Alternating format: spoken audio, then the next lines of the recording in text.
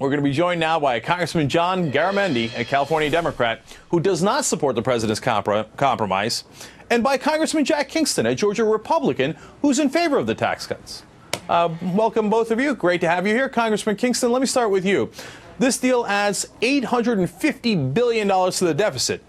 So you must be pleased with that? Cenk, I'm concerned about that. To me, if there's anything that's missing from this at all, it is a deficit reduction portion. And I think both parties should be able to get together on that. Frankly, I don't know that the Republicans are in the back room jumping for joy. We are pleased that progress is being made. We think this is very important for economic recovery. And I disagree with Bobby Scott. We need to have tax cuts treated across the board for everybody. This is about the economy. It's not about one group versus the other. But the thing that I agree with you on, I wish there was a serious deficit reduction portion of this.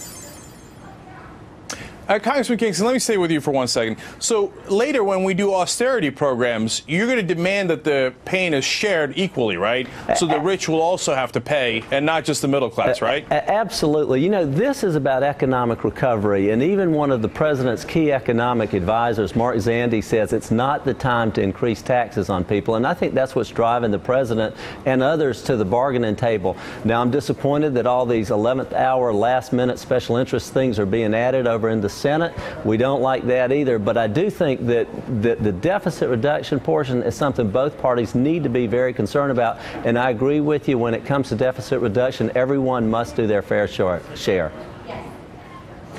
All right, Congressman Garamendi, some are saying that this is actually a secret win for the president because it really winds up becoming stimulus part 2.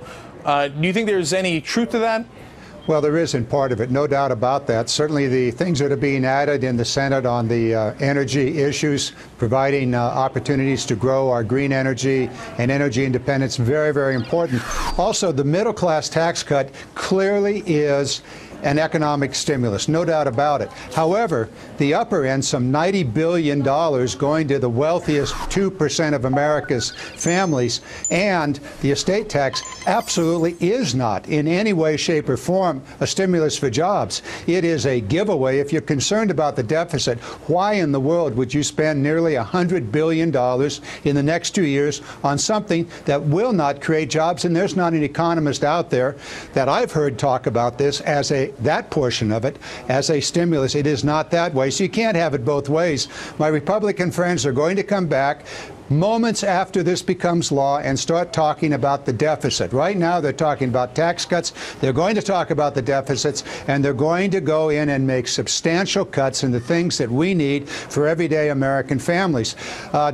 That's where this is headed. The president said it very well. It makes no sense to give $90 billion to the wealthiest 1% of Americans. And keep in mind that in the last 30 years, the percent of the income that is earned every year by America has shifted from 7% for the top 1% in 1974 to 24% of all income generated in 2007 went to the top 1% of Americans.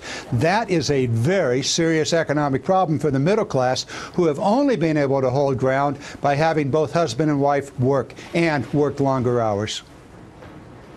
Well, Congressman Kingston, let's go to that issue. According to economists, the Bush tax cuts for the rich have the worst multiplier effect of almost anything the government can do. It's only a 0.32. You hardly get a good return for it. Plus, we tried tax cuts for 10 straight years, only created 1.1 million jobs, which is actually below the rate of growth.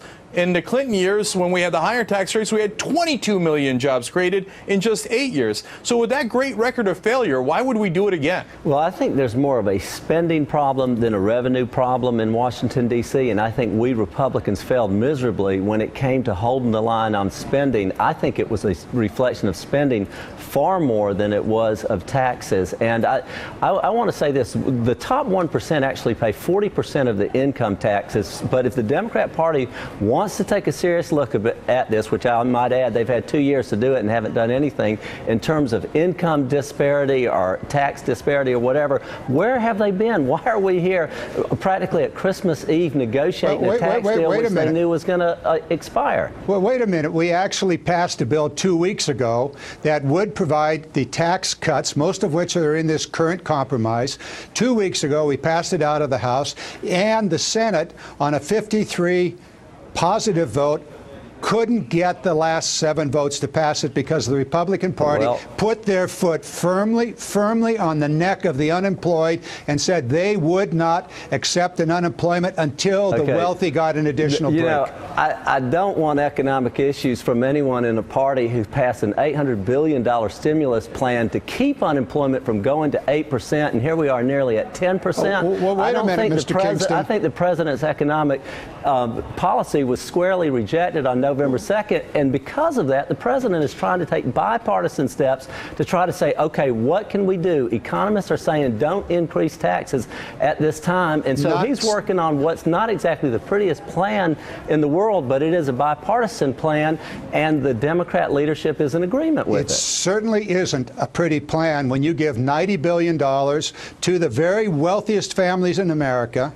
and simultaneously cry about the deficit. You can't have it both ways. And in fact, when you go back and you look at that stimulus bill, it actually kept more than 2.2 million Americans in the job or added some portion of that to the employed. It actually worked in your own district. Kind of One moment, sir. In your own district. November 2nd. I think that kind of economic policy was on trial. There was a referendum on it November 2nd, and the people rejected it. Well, they may have rejected it. Well, all right, guys, listen. Congressman Kingston, on the other hand, the Democrats won overwhelmingly in 2008. And you guys didn't listen to that at all. All you did was block everything that they brought. So, I mean, I don't know if this is the right time for talking about how much you care about what the American people decided in an election. Dick, we could not block everything. Every time the Democrats couldn't get the votes together in their own party, they turned to the minority. Mathematically, it was impossible for the Republican Party to block anything. In the Senate? There was bipartisan support against the healthcare bill. Let me end on that. Congressman Garamendi, last question, real quick for you. Sure. I mean, he's right. You lost some conservative Democrats in the Senate, and now you have the president arguing the Republican position rather than the Democratic position. How disappointing is that with a Democratic president? Well, take a look at what the Democratic caucus did. They said no. Vice President Biden came in and said it was take it or leave it, and we said leave it. This has got to be renegotiated, and it is being renegotiated. And we're going to see some serious changes. We're not about to give away more and more money to the wealthiest people in America and to continually use tax policy, the Republican tax policy, to increase the wealth of the very small percentage, 1 or 10% of the American public at the expense of everybody else. We need that stimulus. It's in the middle-class tax cuts. It's in those provisions of the bill that help the working men and women of this nation. It's also going to be in the energy policy that's now being added because in the House we said, no way, Mr. President, make this a good bill. All right. Thank you, Congressman. It was certainly an interesting and spirited conversation. We'll see how the bill actually turns out.